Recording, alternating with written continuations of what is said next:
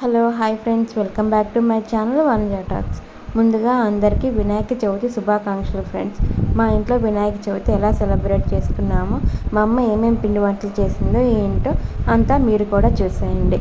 ముందుగా నేను మా తమ్ముడు ఇద్దరం కలిసి వినాయకుడిని ప్రాణప్రతిష్ఠ చేసేసి దాని తర్వాత పత్రి తీసుకొచ్చిన పత్రితో అంతా అలంకరించేసాం. మా అమ్మ వినాయకునికి నైవేద్యాల కోసం వినాయకునికి ఎంతో ఇష్టమైనటువంటి పాల తాలికలు, పులిహోర రెడీ చేస్తుంది. చాలా లేట్ అయిపోతుంది, ముందు త్వరగా వెళ్ళేసేసి పూజ స్టార్ట్ చేసేయాలి. ముందుగా మనం డైలీ పూజ చేసేటువంటి దేవునికి దీపం పెట్టేసేసి ప్రసాదాలు పెట్టి దండం పెట్టేసేసుకున్నాం. దాని తర్వాత వినాయకుడి దగ్గర కూడా దీపారాధన చేసి కథ మొత్తం మంచిగా పూర్తిగా చదివేసేసుకొని పూజ అక్షింతలు తల మీద వేసుకున్నాం.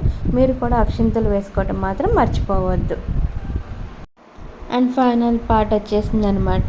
వినాయకుని ప్రసాదాలు పెట్టేసేసి పూజ అంతా కంప్లీట్ అయిపోయింది కాబట్టి ఇప్పుడు మనం తినొచ్చు అనమాట. మంచిగా మా అమ్మ చేసిన ప్రసాదాలన్నీ తినేయచ్చు. మా అమ్మ ఈరోజు ఏమేమి స్పెషల్స్ చేసిందంటే పాల తాలికలు, గారెలు, ముద్దపప్పు, వైట్ రైస్, వంకాయ కర్రీ అండ్ ఫైనల్లీ పులిహోర.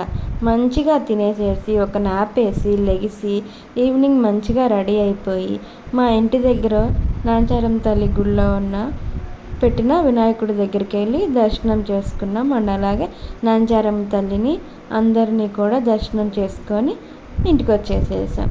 ఇది మా వినాయక చవితి.